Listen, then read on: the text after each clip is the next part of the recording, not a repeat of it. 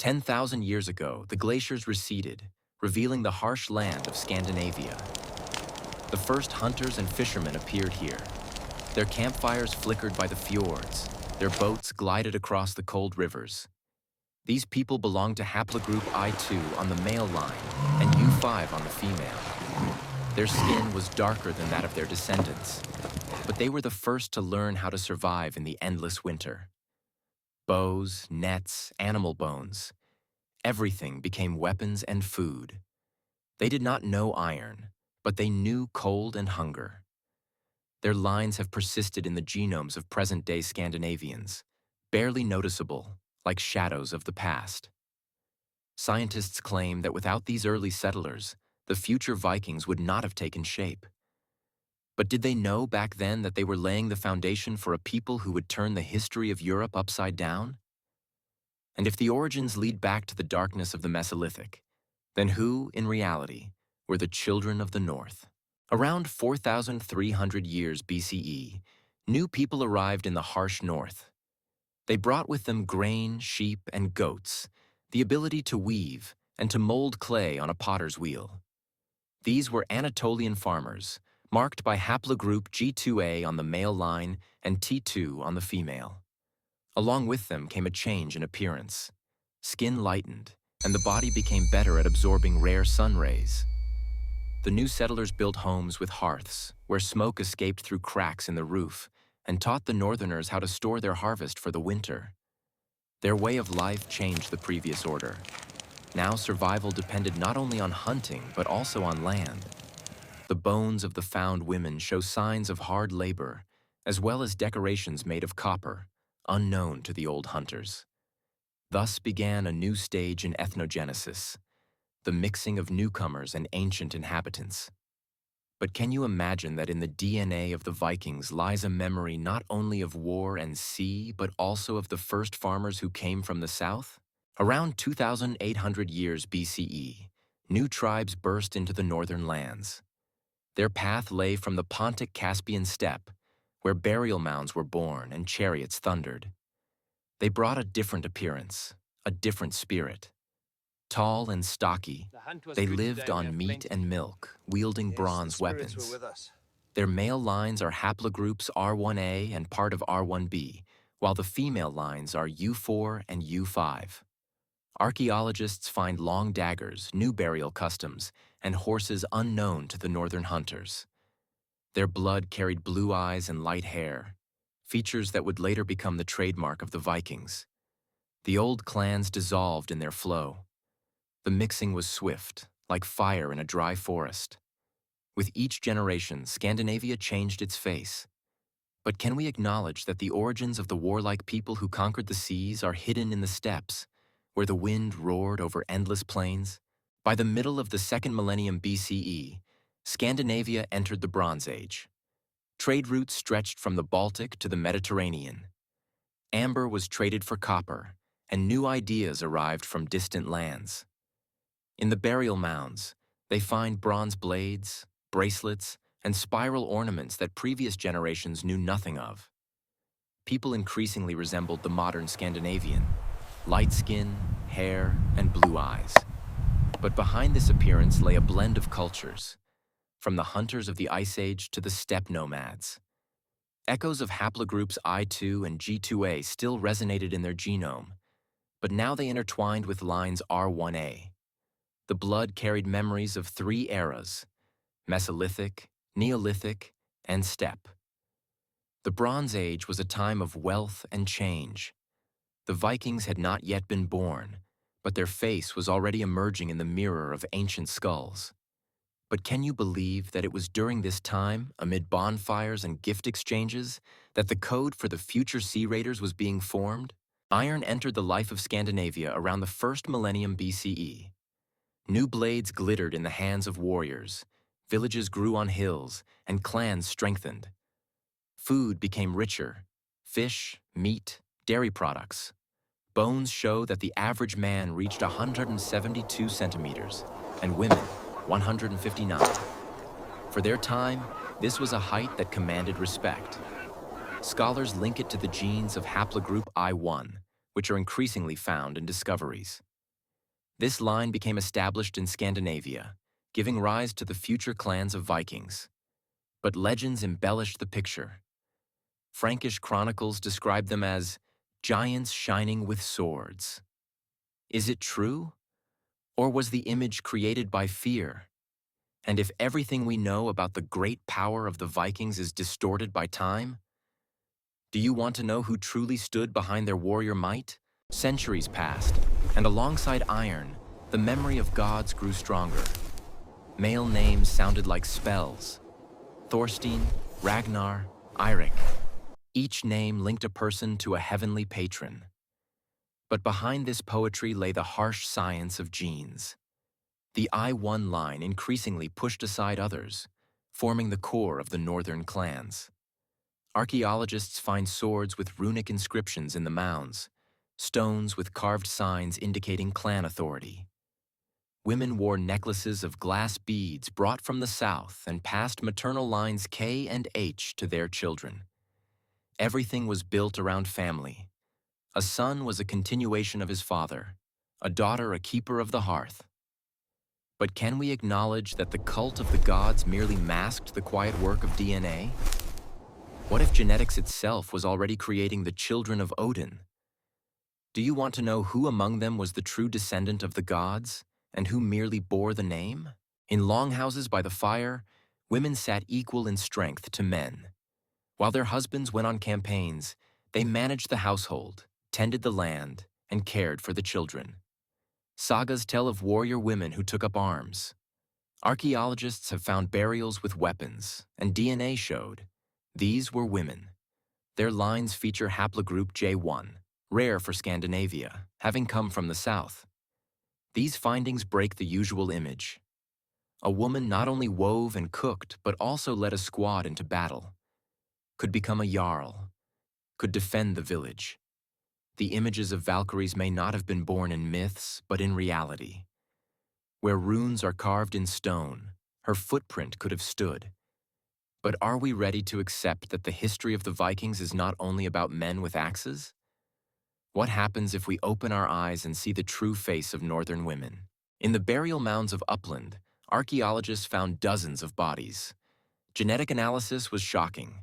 6 out of 10 belonged to line R1A, 2 out of 10 to I1, and the rest were a blend of different roots.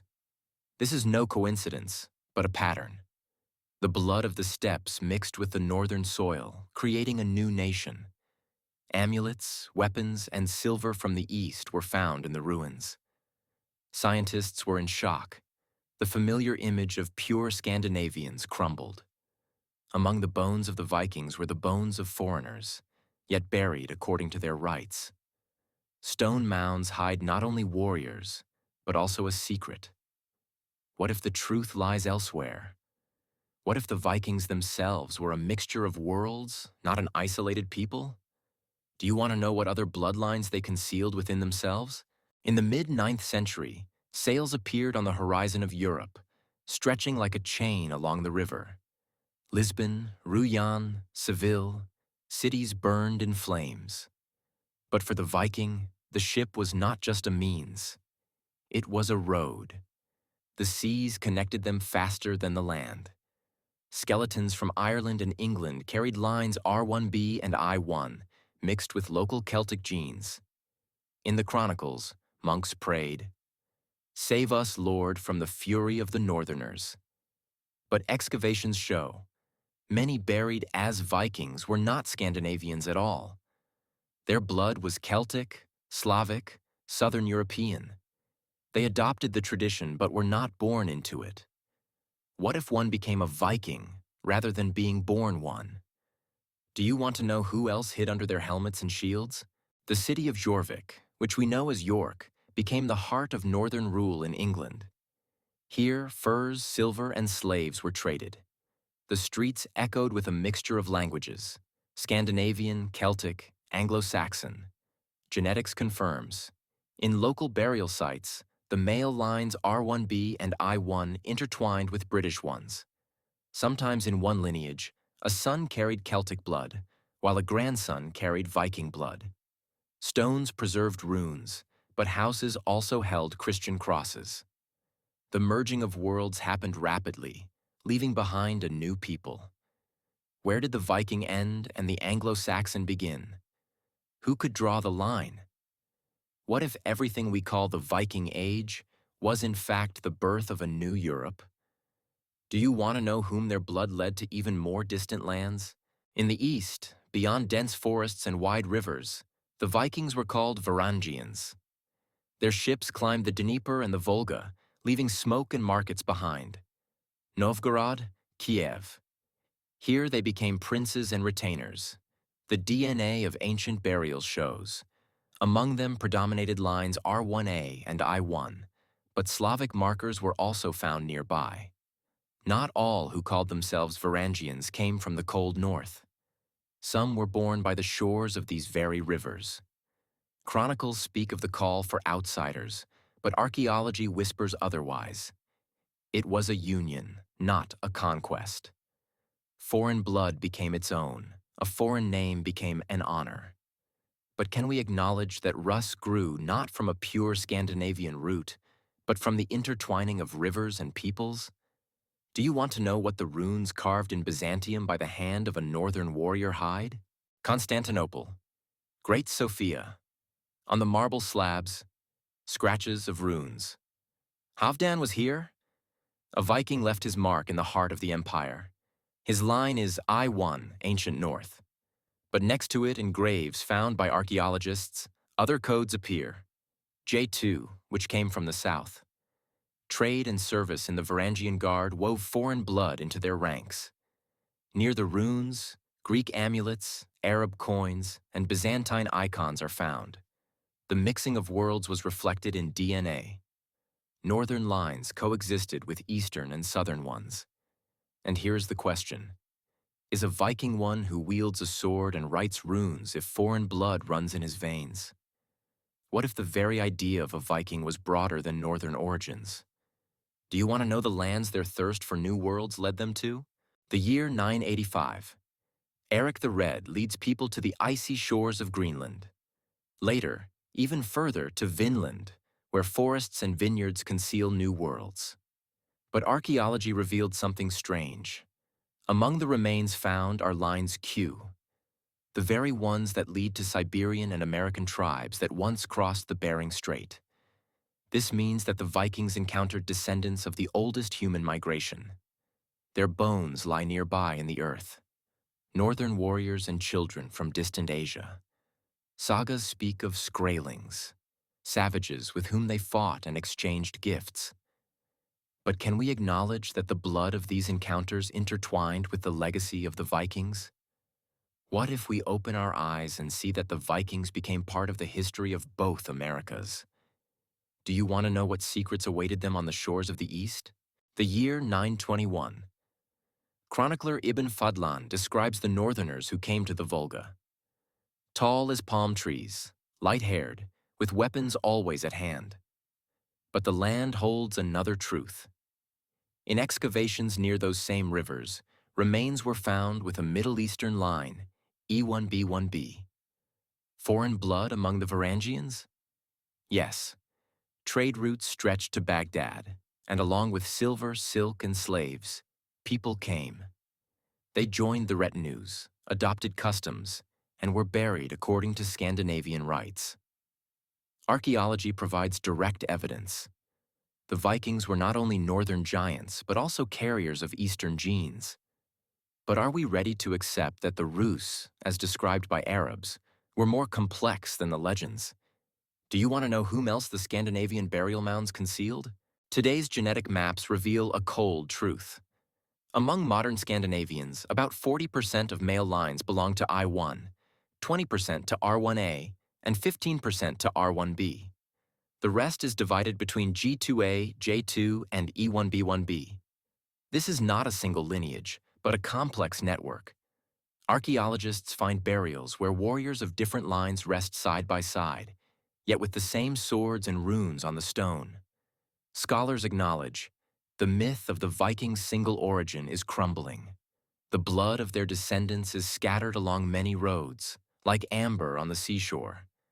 But does this diminish their greatness? Or rather, Does it make the history even more captivating? Do you want to know what the latest sensational DNA findings in Europe and beyond revealed? Europe in the 9th century was trembling. In monasteries, prayers were read. "Deliver us, Lord, from the fury of the northerners." But fear was stronger than prayer. Villages burned, fortresses crumbled. It seemed the Vikings came from another world, the north, where the night is longer than the day. But genetics says otherwise. Their blood blended into every nation they touched. Britons, Slavs, Franks, all left a mark in northern genes. And conversely, the Viking disappeared in new lands, becoming one of them. Political boundaries broke down, and blood united people. But can we acknowledge it was not fury, but mixture that became the true legacy of the Vikings? And what if borders are merely an illusion, and the secret map of the world lies hidden in DNA? Do you want to know where descendants of the Vikings were found, of whom no one expected to hear? Recent research has shocked even skeptics. The scholars at the University of Copenhagen studied hundreds of ancient genomes and found the unexpected. Traces of Vikings were discovered far from Scandinavia, in Italy, the Caucasus, and the steppes of Ukraine. Their male lines, R1b, J2, E1b1b, and autosomal markers stretched to the Mediterranean and the East. It turned out that the Vikings not only conquered but also blended into peoples they considered foreign. In one case, a burial was found in Sicily with northern weapons but genes of local residents. In another, bones from English burial mounds showed a mix of blood from Eastern merchants. The world gasped. 99% of people did not suspect that the pure northern warrior was a myth. But are you ready to know what conclusion history itself draws? Do you want to hear how this genetic saga concludes? The fire of bonfires still flickers in sagas, and runes are still readable on stones. But the true memory of the Vikings lives in us, in the genes of millions of people. They passed through icy seas, burned cities, built markets, and left traces on the land from Greenland to Constantinople. Their lines, I1, R1A, R1B, G2A, J2, E1B1B, intertwined and survived, despite wars and exiles.